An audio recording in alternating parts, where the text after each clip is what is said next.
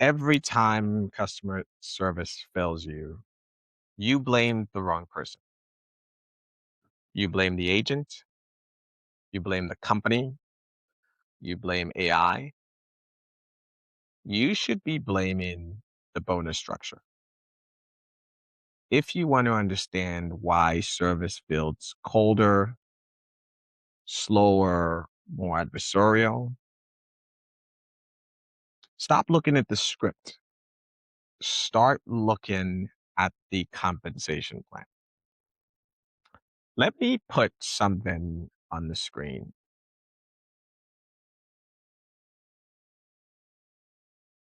If you look at that, which one of these metrics measures trust?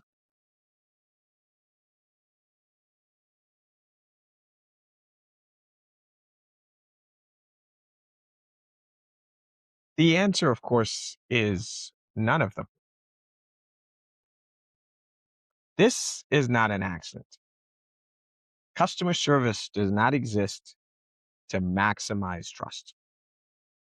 It exists to minimize cost. And until you understand that, you will keep thinking all of this is about incompetence. It's not incompetence. It's just math. See, I've sat in the rooms, I have approved the budgets, I've signed off on the business cases. No executive ever stands up and says, let's make customers miserable. They say something much more sensible than that. They say, we need to improve efficiency. We need to modernize. We need to optimize the contact mix. Or my favorite, we need to drive digital adoption. Translation to all of that, reduce labor expense. Labor is the largest cost in customer service. Humans are expensive. Humans take time. Humans can, deviate from the scripts. Humans can give more refunds than companies like. So what do? You design a system to avoid them, not eliminate, avoid. That's where deflection comes in. You don't measure how many problems are solved. You measure how many phone calls between humans never happen. Now, that could look like the customer gives up in the IVR. Operationally, that looks like a win. If they abandoned in chat, that looks like a win. If they solved it themselves, yes, it took them 17 clicks, but they got to a resolution. That is a win. So, from the company's perspective, friction is not a bug, it is a filter. Before AI, the mandate was simple: reduce call volume. After AI, the mandate now has a lovely dress: increase automation rate. Different language, but the objective is the same. AI did not invent this problem at all. AI accelerated it. When a chatbot answers your question, that is called innovation. When it loops you 3 times and you can't reach a human, you call that containment.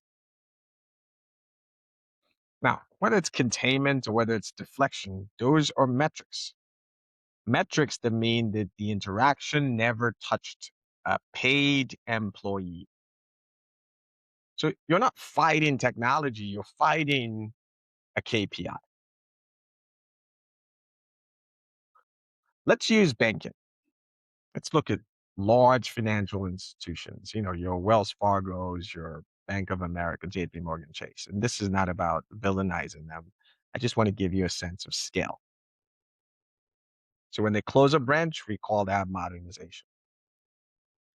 Then the apps expand. That's called digital transformation. They deploy chatbots. We call that innovation. If you pay attention, layer by layer, the human disappears from the front line and reappears only as an escalation source. The human then becomes expensive insurance that you can only get to when something breaks badly enough. So here's the shift.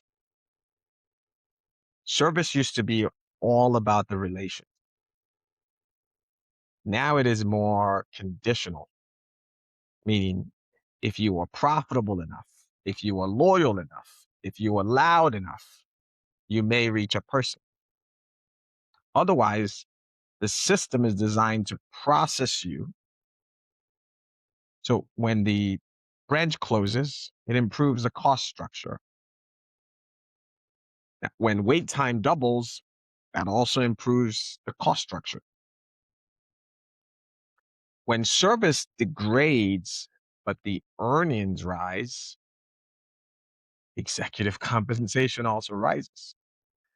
You might experience that as frustration, but shareholders experience that as margin expansion.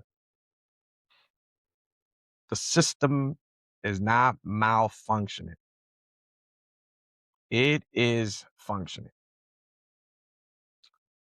You will hear companies say we are investing heavily in CX. They are. They are investing in measurements. They are investing in dashboards. They are investing in AI summarization, investing in workforce management optimization and predictive routing. All very impressive. But ask this. Does finance reports customer satisfaction on the earnings call? Or are they more focused on EPS? Customer experience teams talk about loyalty.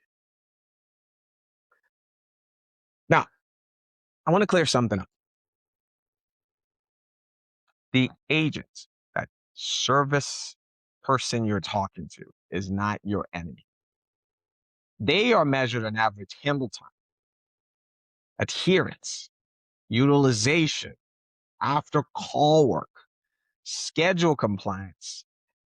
If they spend an extra 10 minutes with you showing you empathy or trying to help you further, their metrics suffer. If they deviate from policy to help you, they risk disciplinary action.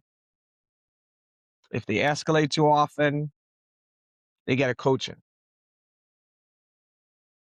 We measure them on speed, and then we accuse them of not caring. We design your cage, and then we criticize how they move inside it. This is not about bad people. It is about misaligned incentives. Here's the uncomfortable conclusion. Customer service is succeeding at its real objective. The real objective is not satisfaction. It is cost containment with tolerable outrage, not zero outrage, just enough that most customers stay, just enough that revenue continues, just enough that the regulators do not intervene. You are allowed to be frustrated. You're not allowed to be expensive, though. So if you want better service, stop asking for better scripts. Demand better incentives. Tie executive compensation to trust, not just margin. Tie bonuses to the resolution quality, not just how long it takes to resolve the issue. Until that changes, AI will not save you. New channels will not save you. New slogans will not save you. The math will always win. And right now, the math says you can wait.